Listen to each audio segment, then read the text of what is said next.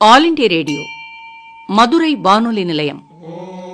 திருமுறை மலர்கள் 11ஆம் திருமுறை எமது வானொலி களஞ்சிய தொடர்.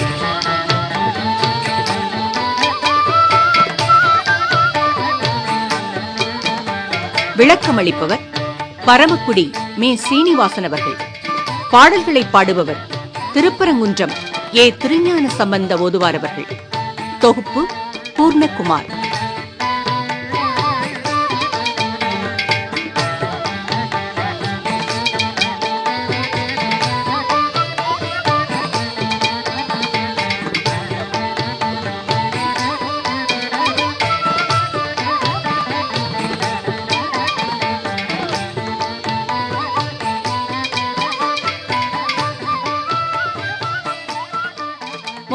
ஏழாம் பகுதி. இப்பகுதியில் இடம்பெறுவது பட்டினத்து பிள்ளையாரின் திருவிடைமருதூர் மும்மணி கோவை.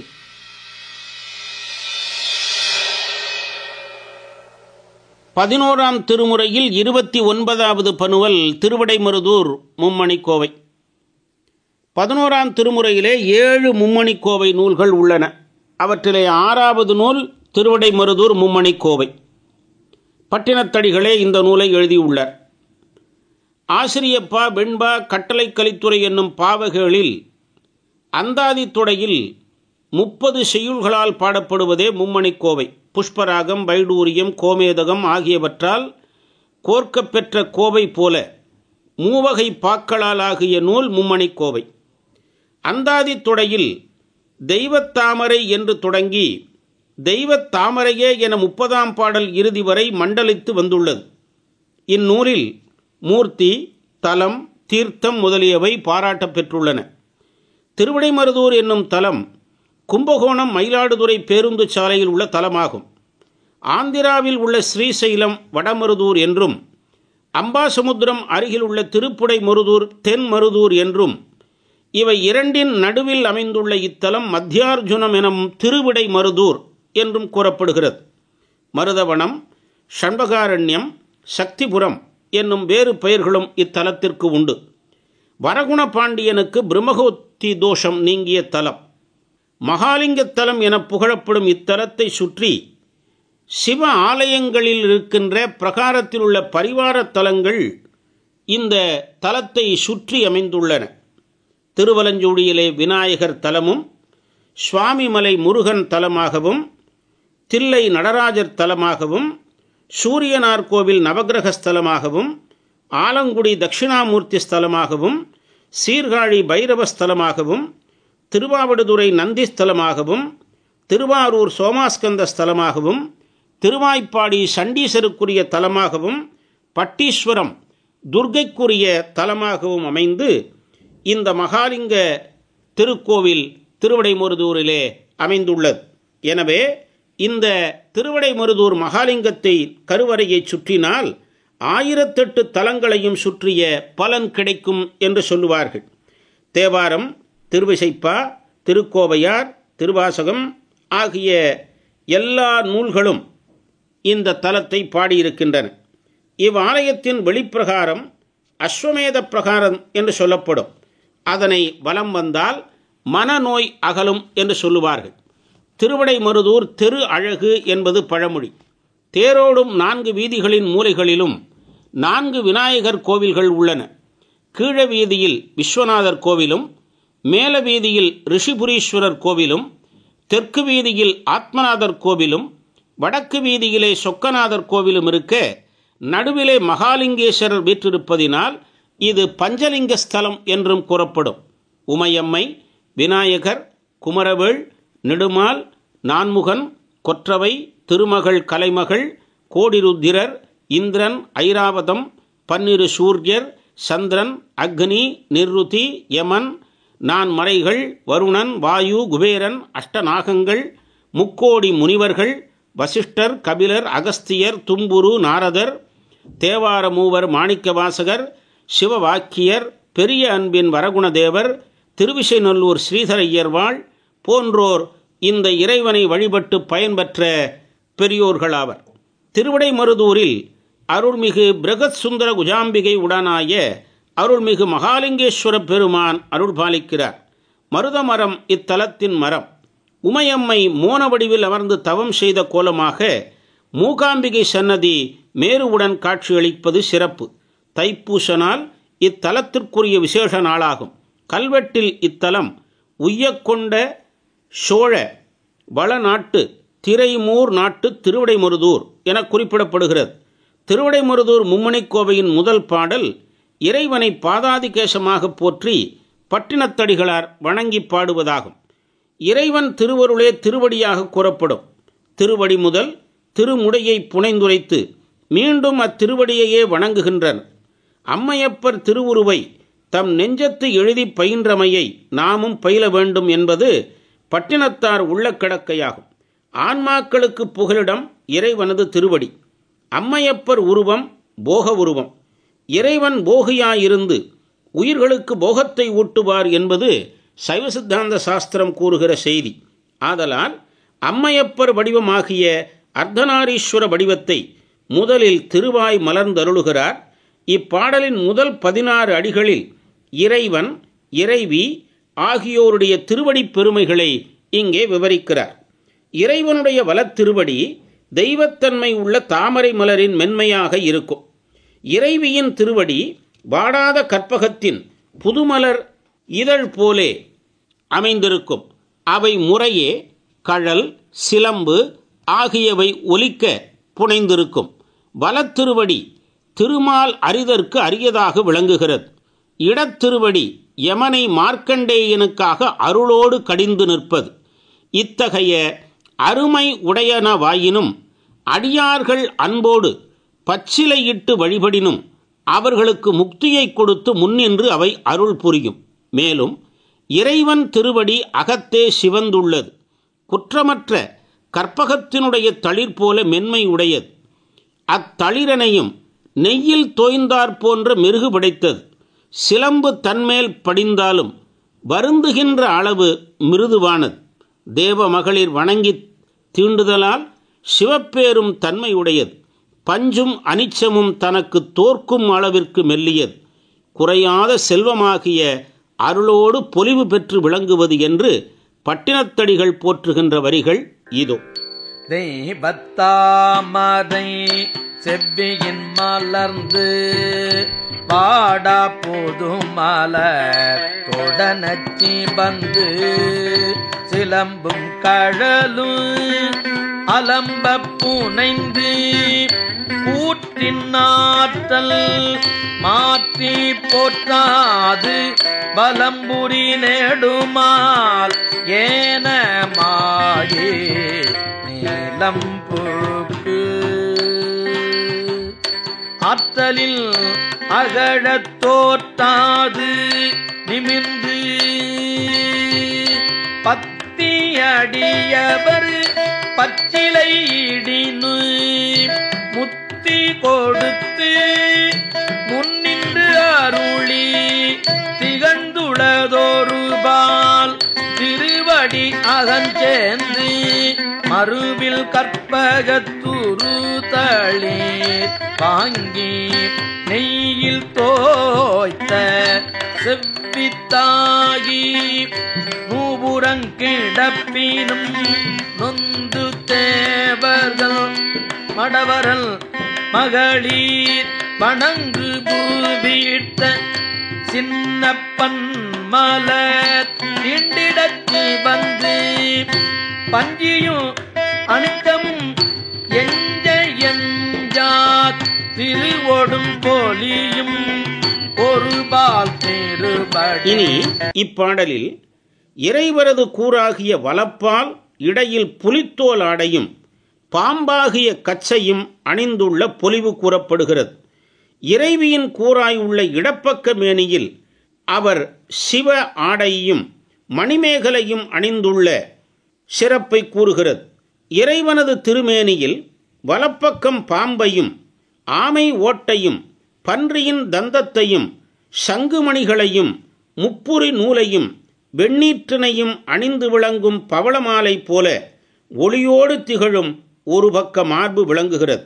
இறைவியின் திருமேனியாகிய இடப்பக்கம் கச்சினையும் முத்துமாலையையும் பூண்டு சந்தனச் சாந்தையும் அப்பி குங்குமக் குழம்பினால் கோலமெழுதப் பெற்றது. 7 உலகங்களையும் என்றும் நிலை தளராது பொலிகிறது ஒரு திருமார்பு. இறைவனது வலப்பால் கரம் பாம்புகளை இடந்தோறும் பூண்டு சூலம் மழு உடுக்கை முதலியவற்றை சுமந்து நின்றுள்ளது. இறைவியின் இடப்பால் கரம் வளைகளால் ஒளியுடைய பொன்னால் செய்யப்பட்ட கழங்குடனே ஒலிக்கின்ற பந்தையும் கிளியையும் தாங்கி விளங்குகிறது. இவ்வாறு போற்றும் பட்டினத்தடிகளின் இப்பாடல் வரிகள் வருமாறு: நீல புள்ளி வாழுயிர் வேங்கை தோலின் கலிங்கம் மேல் விரித்தசைத்து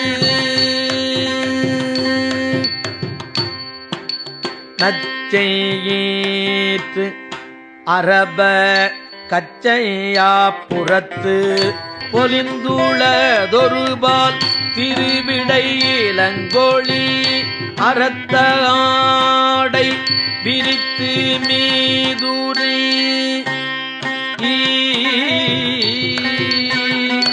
இறங்கு மணி மேகலை ஒருங்குடல் சத்திய மருங்கிட்டாகும் ஒருபால் திருவிடை செங்கண்ணரபு பைங்கண் ஆமையும் கேடற்கோடும் வீழ்த்திறன் அக்கும் நுடங்கு நூலும் இடங்கொண்டு பூனைந்து தவள நீரணிந்தோர் பவள வெப்பன்ன ஒளியுடன் திகழும் ஒரு பாலாகம் பாருவடமும் ஏற்பெற புனைந்து நெஞ்சாந்தணிந்து குங்குமம் எழுதி பொத்தாமரையில் முத்தாமுகிழன உலகேழீண்டு நிலையில் தளரா முலையுடன் போலியும் ஒரு பாலாகம் ஐவாயரவும் பயின் அணிந்து மூவிலை வேலும் பூவாய் மழுவும் தமருகப் பறையும் அமிர்தரத்தாங்கி சிறந்துளதொரு பால் திருக்கரஞ்செறிந்த சூடகம் விளங்கிய ஆடகக் கழங்குடல் உம்மென் பந்தும் அம்மென் பிள்ளையும் தரித்தே திகழும் ஒருபால் திருக்கரம். இறைவனது வலக்கண் சூரியனும் அக்னியும் கலந்த வெப்பத்துடன் விளங்குகிறது. இறைவியின் இடக்கண் பெண்மானின் கண்களைப் போல பொலிவினை உடையதாய் பாலிலே கிடந்த இந்திர நீலத்தை போன்றும் நீரில் உள்ள கருங்குவளை மலரைப் போன்றும் குளிர்ந்த நிறம் பொருந்தி எம் போன்றோர்க்கு பொருந்திய பிறவி நோக்கி இறங்கி 7 உலகத்தில் உள்ள உயிர்களையும் பாதுகாக்கிறது என்று கூறுகின்ற அடிகளின் வரிகள் இவை. வெம்மையின் ஒருபால் விளங்கும் திருநெடு நாட்டம் நௌவி மான் செவ்வி தாகி பாலி கிடந்த நீலம் போன்று குண்டு நீர் குவளையில் குளிந்து நிரம்ப இன்று எம்மனோர் கடுத்த வெம்மை நோய்க்கிறங்கி உலகேழ் புறக்கும் ஒரு பால் நாட்டம். இறைவனுடைய திருமுடி நொச்சிப்பூவையும் ஊமத்தை மலரையும் கொன்றை மலரையும் தும்பை பூவையும் கங்கை ஆற்றையும் பசிய கண்களை உடைய தலை மாலையையும் பாம்பையும் இளம் பிறையையும் கலந்து தொடுத்துள்ள யாவராலும் சூடப்படாத மாலையாகிய அணிந்து கொண்டு நெருப்பு போன்ற செந்நிறம் விளங்கும் சடை தொகுதியுடன் 4 முகங்களையும் மறைந்த பால் போலும் வெண்ணிறமுடைய நான்முகனாகிய அன்னப்பறவை என்னாலும் காண முடியாதபடி கருத்தையும் கடந்து ஆகாயத்தையும் கடந்து நிலை பெற்றுள்ளது என்று பாடும் அடிகளின் வரி இது. பூவும் பச்சை மத்தமு கொன்றை போதும் மென்துணர்த்தும்பையும் கங்கை தாரும் பைங்கள் தலையும் அறவும் மதியமும் விரபத் தொடுத்த சூடா மாலை சூடி வீடு கெடு நெருப்பில் திரித்தனைய ஒரு கிளர் தடிலமோடு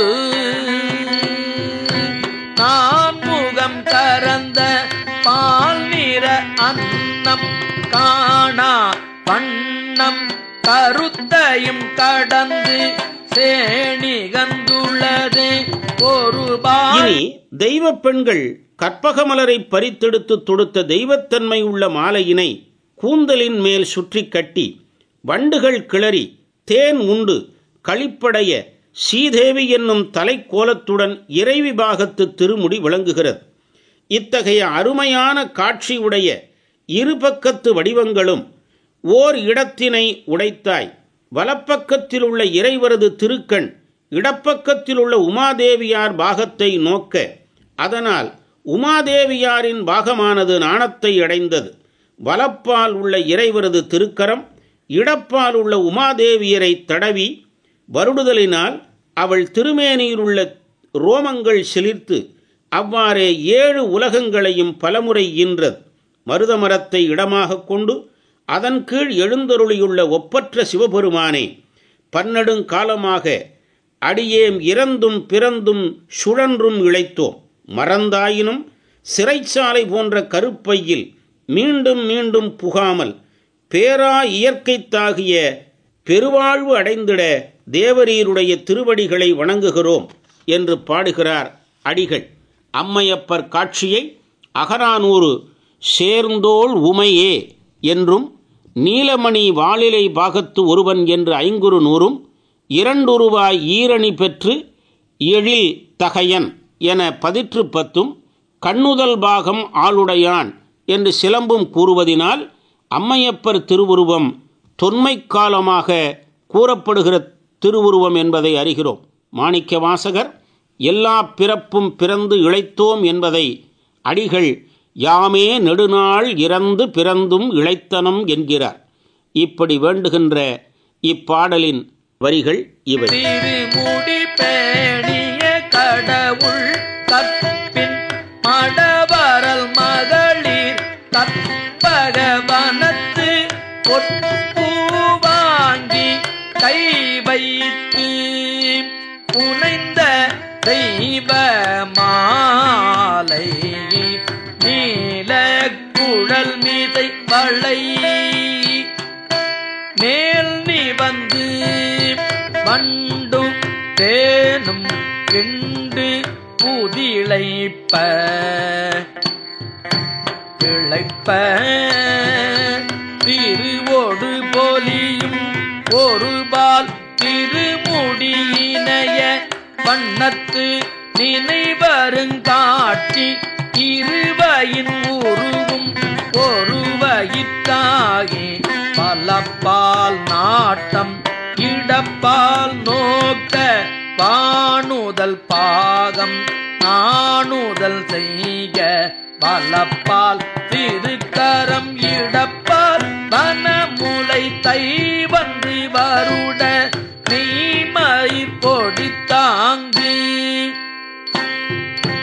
உலகம் ஏடும் பன்முறை ஈன்று மறிதிடம் கொண்ட ஒரு தனி கடவுள் நில் திருவடி பரவுதும் யாமே நின் திருவடி பரவுதும் யாமே நெடுநாள் இறந்தும் பிறந்தும் கிளைத்தனம் மறந்தும் சிறை கருப்பாக எம் சேரா மறித்தும் புகா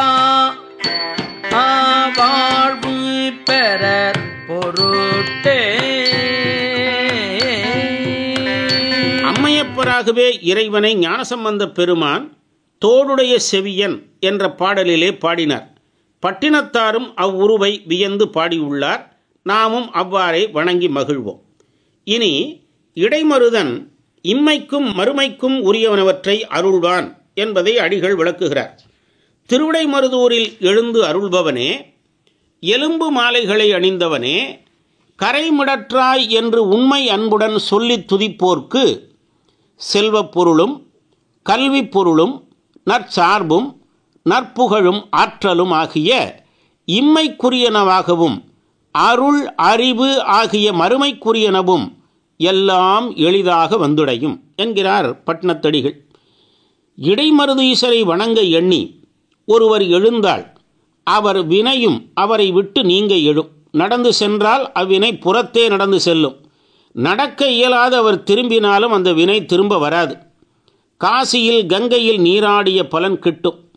கொலையாளரும் திரைவிட மருதீசனை வணங்கச் சென்றால் அப்பாவம் பின்தொடராது வாசலிலேயே நின்றுவிடும்.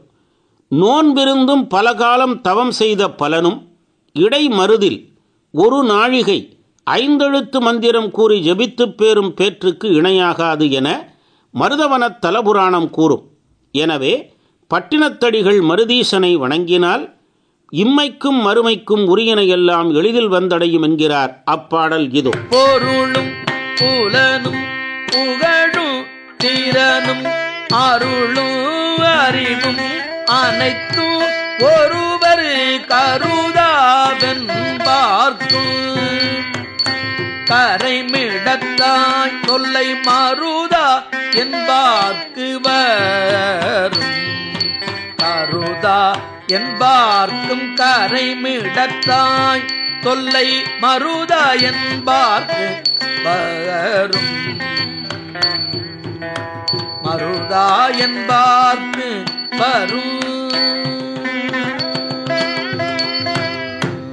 இனி இடைமருதில் ஆனந்தத்தேனிருந்த பொந்தை பரவி நாம் பூவல்லி கொய்யோமோ என்னும் திருவாசகத் தொடர் பொருளில் உளம் நெகிழ்ந்தார் பட்டினத்தடிகள்.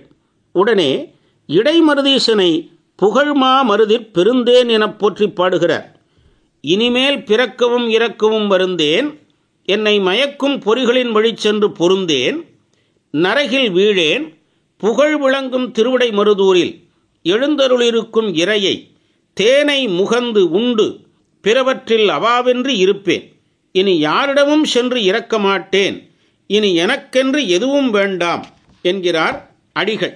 இவ்வாறு அடியார்கள் பிரிதொன்றில் ஆசையின்றி பருகி மகிழ்தற்குரிய பெருந்தேனாக இறைவன் இடைமருதில் வீற்றிருந்து அருள் புரியும் சிறப்பினையும் அத்திருப்பதியை அடைந்து இறைவனை வழிபட்டதனால் பெற்ற பெரு நலங்களையும் விரித்து பாடும் பாடல் இது. வருந்தேன் இறந்தும் பிறந்து மயக்கும்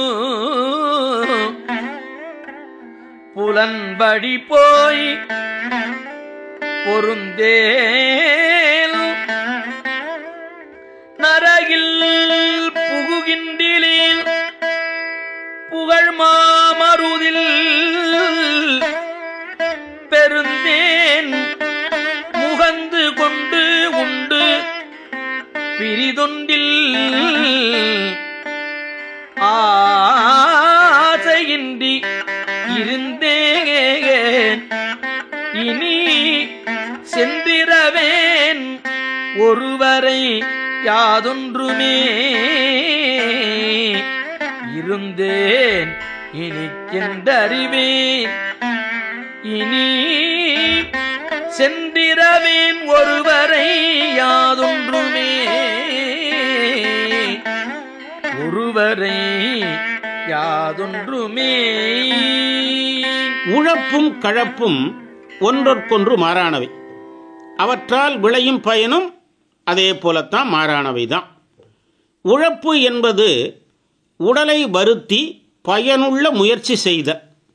கழப்பு என்பது செய்யத்தக்கதை உரிய காலத்தில் செய்யாமல் சோம்பேறியாய் மனம் போல திரிந்து வாழ்நாளை வீணே போக்குவது. இந்த ரெண்டையும் பற்றி பட்டினத்து பிள்ளையார் இந்த கோவையில் 10வது பாடலில் அருளி செய்கிறார். உழப்பினால் வாராத உறுதிகள் இல்லை, கழப்பினால் வாராத கையுறவு இல்லை. எனவே எம்மனோர்கள் தொண்டு செய்து உழைப்பதையே கொள்ள வேண்டும் என்கிறார் பட்டினத்தடிகள்.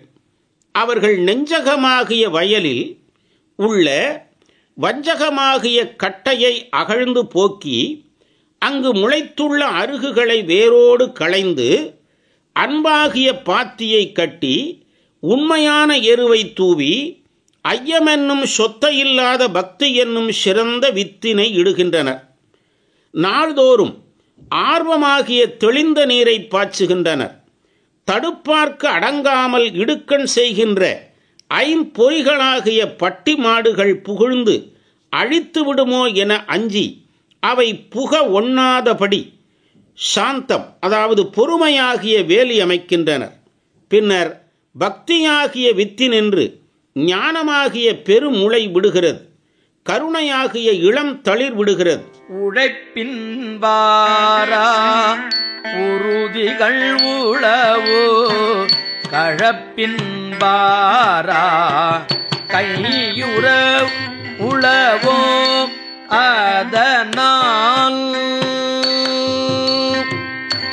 அதனால் நெஞ்ச பூனத்து பஞ்சக்கட்டை வேரகந்து போக்கி தூரை செய்து அன்பில் பாத்தி கோலி முல்புற மெய்யனு எருவை விரித்தாங் கையமில் பத்தி தனி வித்திட்டு நித்தலும் ஆர்வ தண்ணீர் பாய்ச்சி மேல் நின்று தடுப்பு கடங்காதிடுக்கள் செய்யும் பட்டி அஞ்சினு அஞ்சி உட்சென்று சார்ந்த வேலி கோலி வாய்ந்த பில். திருமுறை மலர்கள் 11ஆம் திருமுறையின் 37ஆம் பகுதி கேட்டோம்.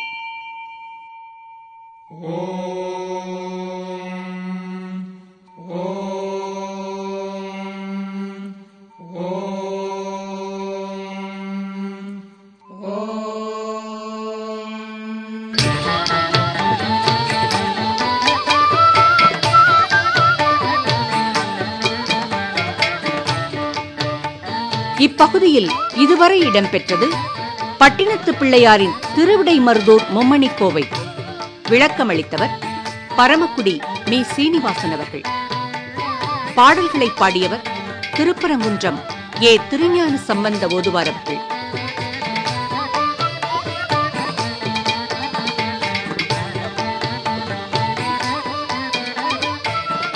தொகுப்பு பூர்ணகுமார்.